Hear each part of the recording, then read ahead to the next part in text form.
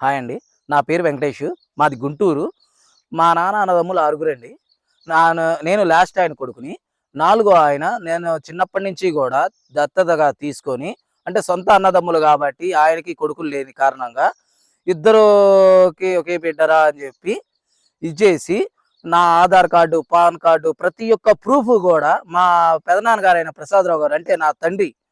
ఆయన నా తండ్రిగా ఆధార్ కార్డులో పెట్టుకొని నేనే తండ్రిని అని చెప్పి ప్రపంచానికి తెలియజేసి తరువాత నిదానముగా మా మొదటి పెదనాన్న సాంబశివరావు గారి మూడవ కొడుకు వరప్రసాద్ అనే అబ్బాయి వాళ్ళ అమ్మగారు చనిపోయిన కారణంగా వాడు అక్కడ పాడైపోతాడు, అట్లా పాడవకూడదు నా అన్న కుటుంబం అని చెప్పి మంచి ఉద్దేశముతో తీసుకొచ్చి వ్యాపారం పెట్టించి ఇచ్చేస్తే ఆయన ఆస్తి ఎంత ఉంది ఏంటి అని అంచనా వేసి దాన్ని మొత్తంగా తీసుకోవాలి అని కుట్ర పన్ని ఆ యొక్క కుట్రలో నన్ను పాములా వాడుకొని చాలా ఇచ్చేయాలని చూశాడండి. తరువాత అది కుదరకపోయేసరికి నన్ను పెంచిన తండ్రి చుండూరు ప్రసాదరావు గారైన వ్యక్తిని ఒక విధ రకమైన పక్కలేసి ఆ వీడియో తీసి దాన్ని చూయించి నేను చెప్పినట్టు వినకపోతే నేను ఇది ప్రపంచానికి చూపిస్తాను అని చెప్పి బెదరగొట్టి అన్ని ఇచ్చేసి చాలా ఆస్తులు ఇప్పటికి సంపాదించుకున్నాడండి.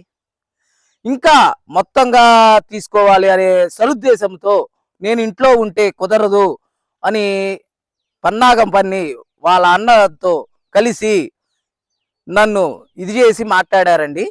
అప్పుడు ఏమి జరిగిందో ఏమిటో అని తెలుసుకోకుండా నా యొక్క పెంచిన తండ్రి చుండూరు ప్రసాదరావు గారు ఒక అపోద వస్తే అది నిజమేరా వీడి వల్లే నాకు ప్రాణహాని ఉందని చెప్పి బయటికి గెంటారండి. అసలు ఏంటి వాడు అన్నదేంటి వీడు అన్నదేంటి అని తెలుసుకోకుండా నన్ను బయటికి గెంటాడండి. గెంటినాక నా మీద 2 సార్లు హత్యా ప్రయత్నము జరిగిందండి. ఆ హత్యా ప్రయత్నముకి నేను వెళ్ళి పోలీస్ స్టేషన్లో కంప్లైంట్ పెడితే పోలీసులు కేసు తీసుకోకపోగా నన్నే అరిశారండి. తర్వాత ప్రభుత్వాలు మారినాకైనా సరే తీసుకుంటారని చెప్పి చూస్తే తీసుకోలేదండి. ఇప్పటికీ కూడా నేను మొన్న దిశ ఇది డిఎస్పి ఆఫీస్లో ఒక లెటర్ పెట్టొచ్చానండి. ఇది 15 రోజుల్లో తేల్చాలి అని చెప్పి పంపిస్తే ఎస్ఐ గారు ఈయన 60 ఏళ్ల వయసు ఆయన్ని నువ్వు ఇచ్చేసి చూడాలనుకుంటున్నావా, ఆయన ఆస్తి కోసం చూస్తున్నావా, అసలు ఏమిటి మీ పని ఏంటిది అని చెప్పి నన్నే గట్టిగా అరిశారండి. నా భార్య అయిన లక్ష్మి, నా అక్క అయిన అనిత అందరూ కూడా అక్కడ ఉన్నారండి. ఆ రోజు ఎస్ఐ గారు పెద్ద ఆయన మీద మీరు మీరు మీరు కేసు పెట్టేది ఏందని చెప్పి మమ్మల్ని అరిశారు.